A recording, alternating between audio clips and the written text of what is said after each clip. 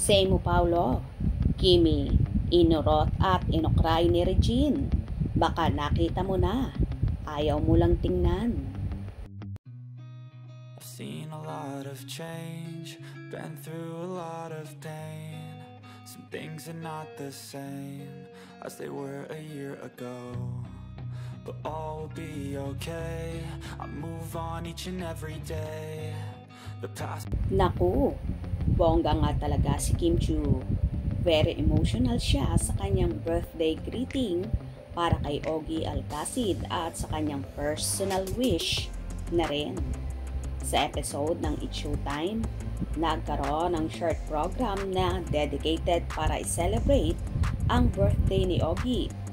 Present syempre ang kanyang misis na si Asia's Songbird Regine Velasquez Alcacid at ang kanilang anak na si Nate. Ilang personalidad ang nagbahagi ng kanilang mensahe para kay Ogie. At isa na nga, itong si Kimi.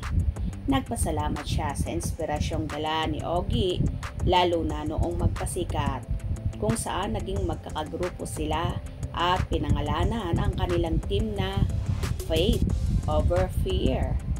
Isang pangalan na inspired sa advice ni Ogie.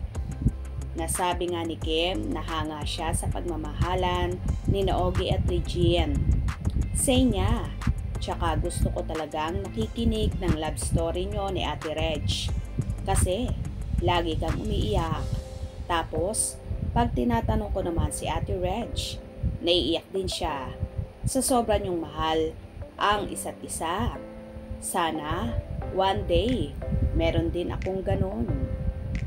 Sinagot naman ito ni Regine na may pang-uurot.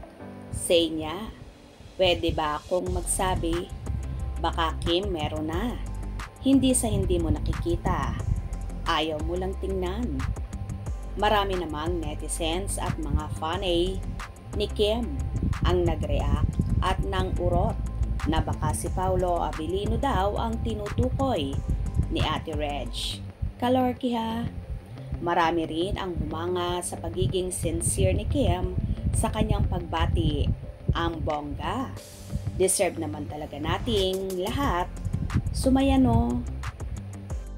Tila may nalalaman din ang Asia's Songbird sa estado ng puso ngayon ni Chinita Princess, kaya naman inuurot ito at paniguradong si Paulo Abilino nga ang tinutukoy ni Regine sa sinasabi niyang siguro nakikita niya ayaw lang talagang tingnan ng dalaga.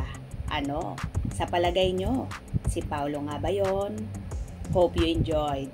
Please subscribe for more info.